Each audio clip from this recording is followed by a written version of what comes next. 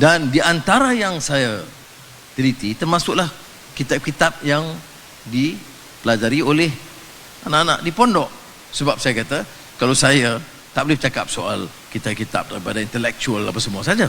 Saya nak tengok apa yang dibaca oleh orang pondok. Maka termasuklah kitab yang dikatakan Nunyatul Musalli oleh Syekh Daud Abdullah Fathani rahimahullah.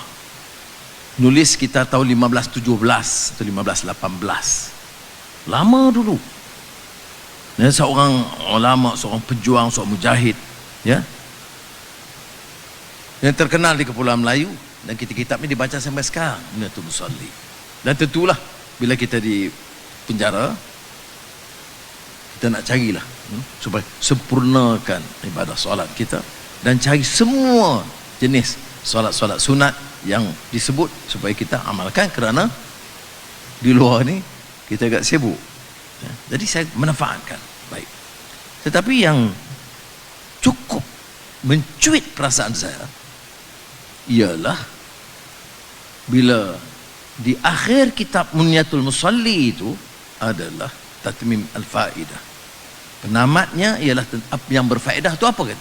Dia kupas semua tentang ketatanegaraan dan soal kepimpinan dan keadilan dengan kuat sekali. Jadi saya renung seorang di solitary confinement di penjara itu. Saya kata aneh juga Tok Guru ni. Dia bercakap soal salat, menyempurnakan ibadah salat itu, dan dengan niat yang betul, dengan matlamat yang jelas. Kemudian tak cukup dengan yang fardu, yang sunat-sunat itu didukung untuk memperkukuh, memperlengkap. Jadi, tetapi saya kata, iyalah, betul lah. Tapi yang penamatnya, yang berfaedah, Tatmim Al-Faidah, apa dia? Keadilan, tata kelola yang baik kepada orang Islam dan bukan Islam. Itu yang disebut tentang orang Yahudi yang menemui Khalifah Abdul Malik Marwan yang mengeluh kerana tanah dia akan dirampas. Dan Malik, dia khalifah, mana nak sempat nak dengar orang susah ni. Ini mencerita dengan kita Ka'ab bin Malik yang Abasa wa Tawalla. Siapa nama? Anja'ul Aqma. Abdullah ibni Ummi Maktum, ya. Abdullah ibni Ummi Maktum, ya. Itu pengajaran saya ingat. Ini sekarang dah jadi, nanti lagi saya bimbang. Ini saya tak salam dengan orang jaga, saya tak salam dengan driver, saya tak salam. Jadi saya bimbang.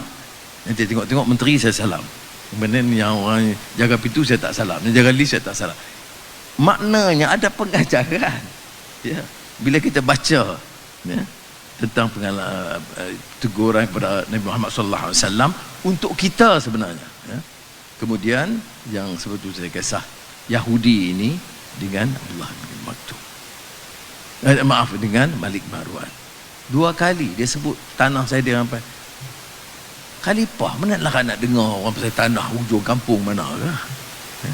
Dia banyak masalah jaga negara, ekonomi meleset umpamanya sekarang ni, ya. Hutang 1 triliun, berusaha saham, nak bawa pelabur asing. Kemudian yang orang kampung mana dia Yahudi pula tu datang nak bercakap, dia tak layan. Kali ketiga bila Yahudi itu dalam Nunyatul Musalli ada yang saya tulis dalam ringkasan, tak sepertinya lah. Barulah dia tersentak.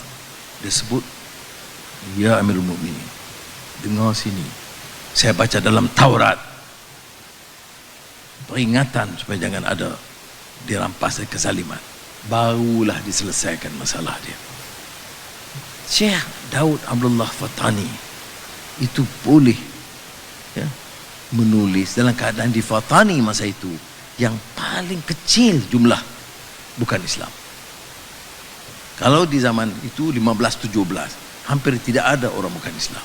Tapi ulama Ahlussunnah wal Jamaah, tasawuf.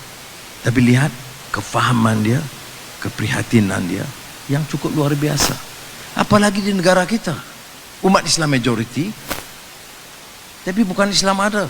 Dan seperti mana saya sebut, di semenanjung tanah Melayu, majoriti miskin Melayu, tapi yang paling miskin dari yang miskin itu adalah orang etnik India dan orang asli.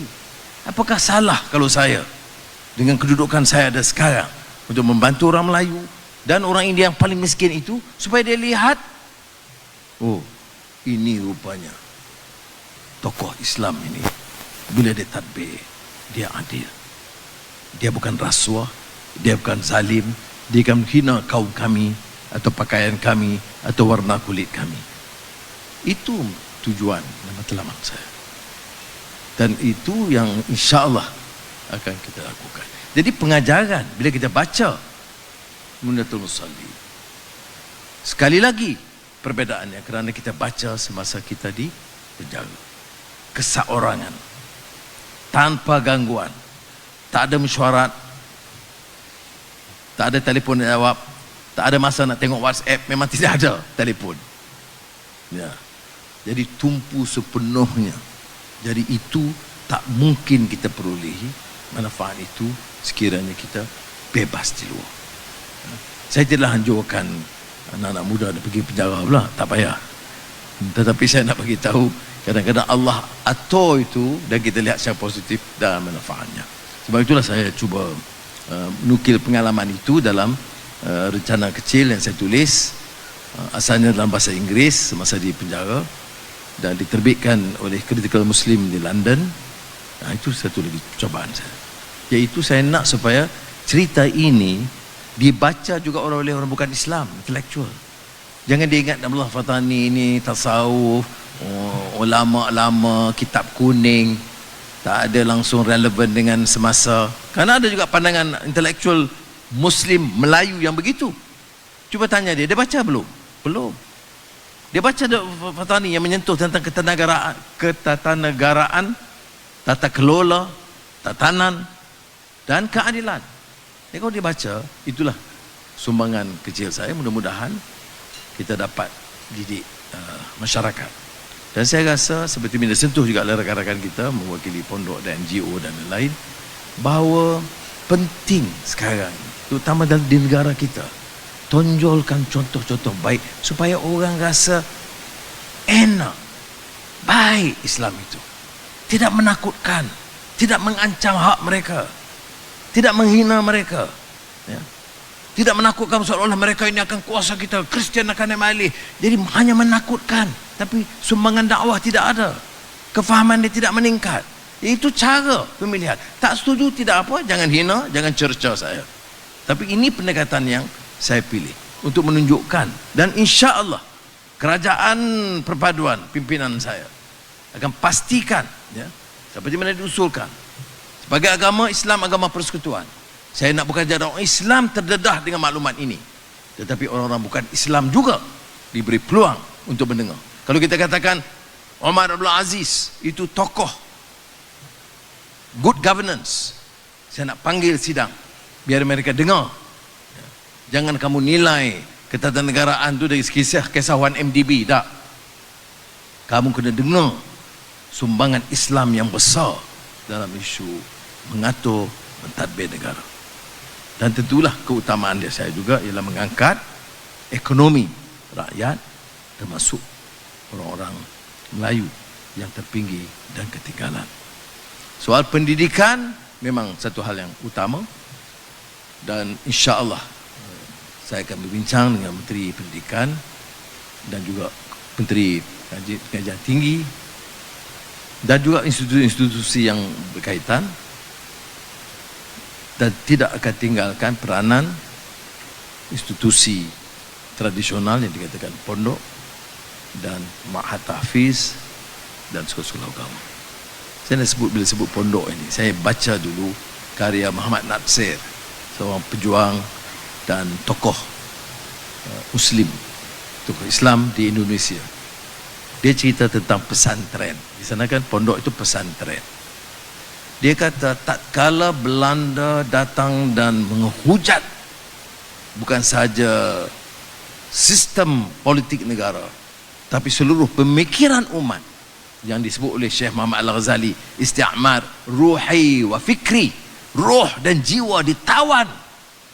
Satu-satunya kekal sebagai benteng pertahanan umat, satu-satunya, yang lain lebur, institusi pemerintahan lebur, ekonomi lebur, dagang lebur. Yang pertahankan di kalangan umat Islam adalah pesantren sebagai benteng pertahanan umat. Sebab itu relevans pesantren atau pondok itu mesti kita hidupkan semula supaya jadi benteng pertahanan, bukan jadi pusat untuk menimbulkan kekacauan dan kegalauan, kekeliruan pemikiran yang berlaku sekarang. Saya ucapkan jazakumullah khairan kathiran kepada semua yang hadir, dan saya jamin pesan saya kepada saya tadi, jangan jadi ini yang awal dan akhir, tak.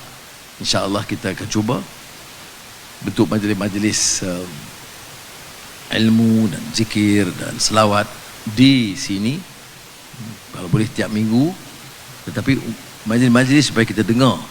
Saya panggil menteri-menteri, gili dengar celoteh daripada NGO dan wakil-wakil ni, bagus juga dia dengar. Itu kita akan cuba adakan berkala, walaupun saya tidak boleh janji lah kata kalau tiap minggu, tapi majlis ilmu itu harus tiap minggu. Terima kasih kerana mengundang saya ke sini. Ini kali pertama saya melawat ke rumah rasmi ini, dan saya nak jadikan rumah rasmi ini sebagai tempat dan rumah kegiatan kebajikan rakyat dan bukan untuk Perdana Menteri. Mudah-mudahan insya-Allah kita dapat manfaat. Wassalamualaikum warahmatullahi wabarakatuh.